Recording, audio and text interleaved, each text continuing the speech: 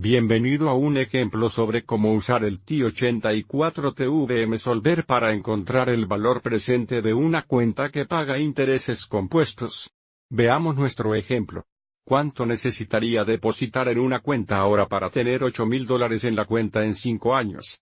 Suponga que la cuenta gana 6.5% de interés compuesto mensualmente.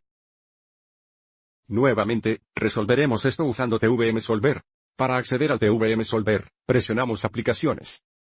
Ingrese en el menú Finanzas e ingrese para TVM Solver.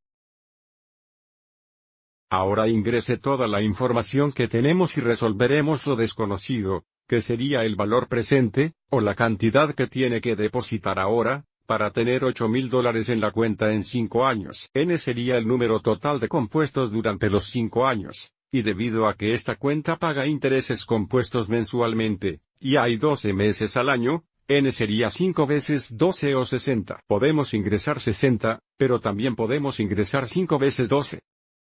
Presione Entrar y calculará ese valor para nosotros. La tasa de interés es 6.5%, entonces ingresamos 6.5. Tenga en cuenta que no convertimos el porcentaje a un decimal.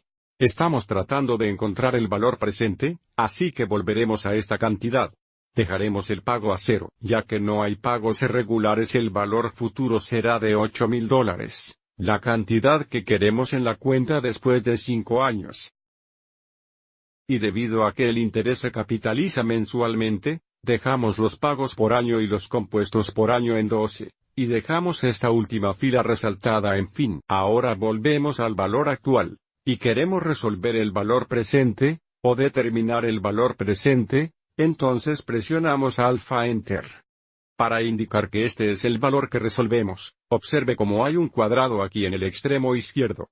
Observe también que el valor presente es negativo porque esta es la cantidad que tendríamos que pagar o depositar en la cuenta, para tener los $8,000 en 5 años. Entonces el valor presente es $5,785.29 al centavo más cercano, lo que significa que necesita depositar $5,785.29 hoy.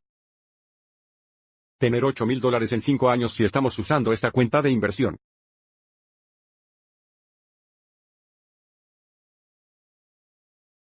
Espero que hayas encontrado esto útil.